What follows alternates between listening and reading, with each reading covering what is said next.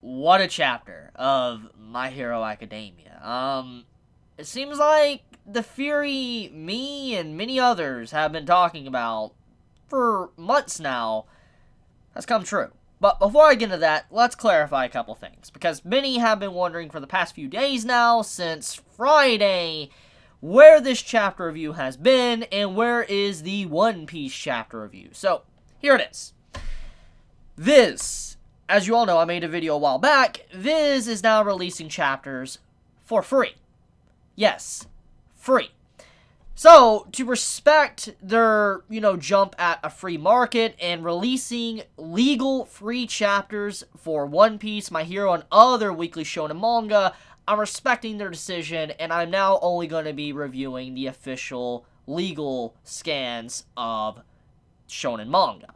Unless it's not translated by Weekly Shonen Jump, like for instance, not translated by this. Then obviously I'll go my other routes. But I will follow through and, acknowledge the fact of how much effort Shonen Jump and Viz have been doing since December. And so, from now on, like I said in my last reviews, I will be reviewing these chapters on Monday, which I found out now, apparently, these chapters actually come out on Sunday. Izuku.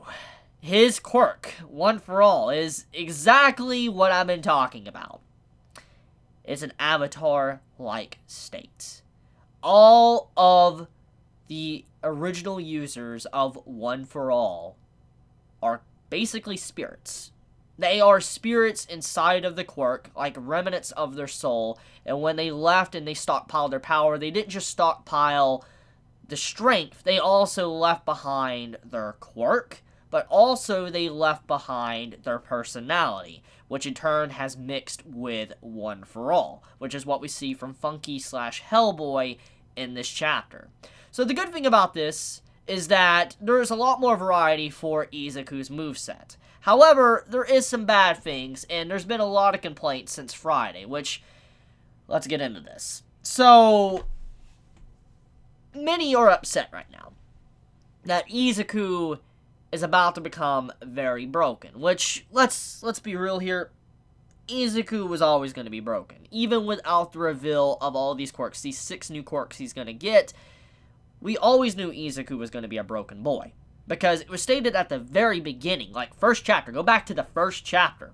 It says he becomes the greatest hero. So we already know the conclusion. We know Izuku is the greatest hero at the end of the story. We don't know if when he says that, he's dying. We don't know if he's in a life or death battle with the greatest villain. We really don't know the context of when he is saying this, but we do know at the very least he does become the greatest hero. And obviously, to become the greatest hero, he's going to have to surpass monsters like All Might and All for One. So, him being OP makes perfect sense. I mean, when we look at what this recent arc has been about, or these recent arcs ever since the fall of One for All, aka All Might, we have seen how much of a gap All Might had between everyone else behind him. From the number 1 spot to number 2 spot, we see the gap now. The sheer just cliff, like, between both heroes, number 1 and number 2.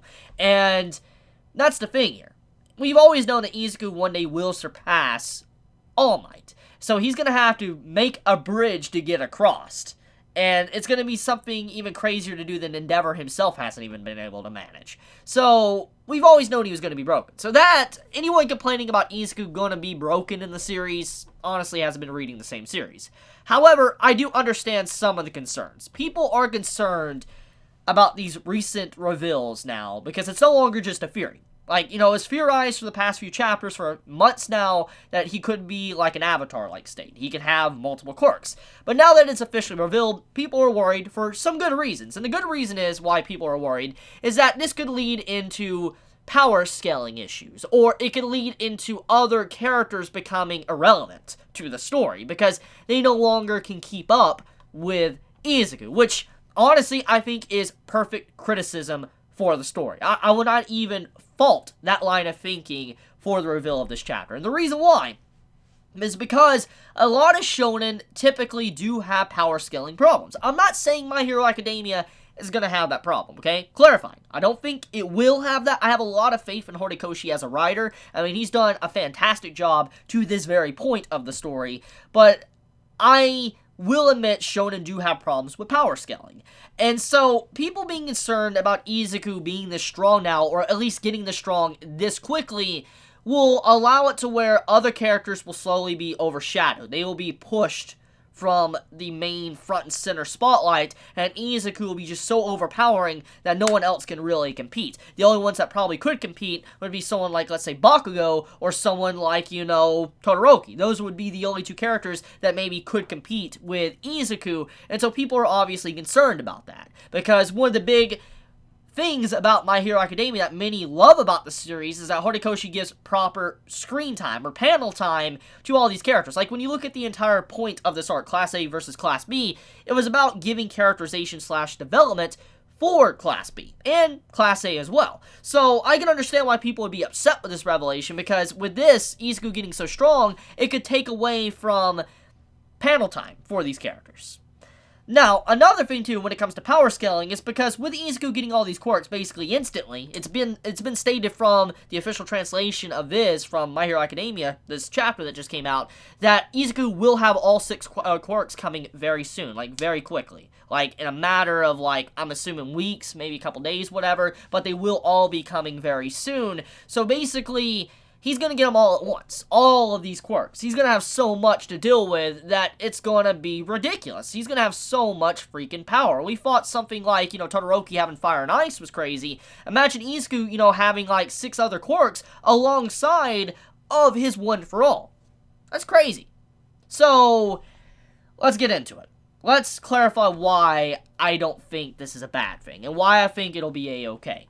Now that I've said the negative, let's get into the positives. The reason why I think it's going to be okay is because, number one, let's think about what Horikoshi has done since the very beginning, since he's introduced OP characters. Normally, OP characters with some extremely strong abilities have a lot of negative repercussions. I mean, Todoroki is an example of a character that doesn't have repercussions because of how he was literally bred to be like that. That's the whole reason why Endeavor really looked up to Todoroki, why Endeavor thought Todoroki was the perfect being that could surpass All Might, was because Todoroki didn't have any weaknesses. His fire side didn't limit him because his ice side would keep that in check, and if he got too cold, his fire side would keep the ice side in check. So, Todoroki was a perfect balance, basically. And so he is someone that has overcome the issues of quirks that have a lot of repercussions. However, besides Todoroki, almost every single character we have seen, unless it hasn't been revealed yet, every character had repercussions to how they use quirks. Let's think about, Kaminari. Let's think about, Ochiko. Let's think about Bakugo. Let's think about Izuku. Let's think about, Tsuyu. I mean, let's think about just all these characters. They have their own things that is repercussions they lack in some ways. We know for a fact that quirks have their problems. Even the strongest of quirks have problems. I mean, Shigaraki's quirk. Shigaraki has the ability to deconstruct anything, like disintegrate it. But if he puts all 5 fingertips on one object, it's gone. So that means if he was to do this to a friend, his favorite game console, or whatever, it would disintegrate. So obviously, Shigaraki's ability is broken, yes, but it has negative effects. It's not perfect. And so in this case, Izuku having 6 more quirks, all of those quirks probably have some problems with them, like negative repercussions. Because you gotta remember, the quirks that he's going to be gaining is from previous generations, which were from quirk users before quirks really started to mutate and become something very different from what, Todoroki is currently. Todoroki is an example of many generations of building up to this very point. While these quirks that have been passed down from One for All, they're quirks from the early days that probably, they'll break you if you use them wrong. So yeah, that's the point here.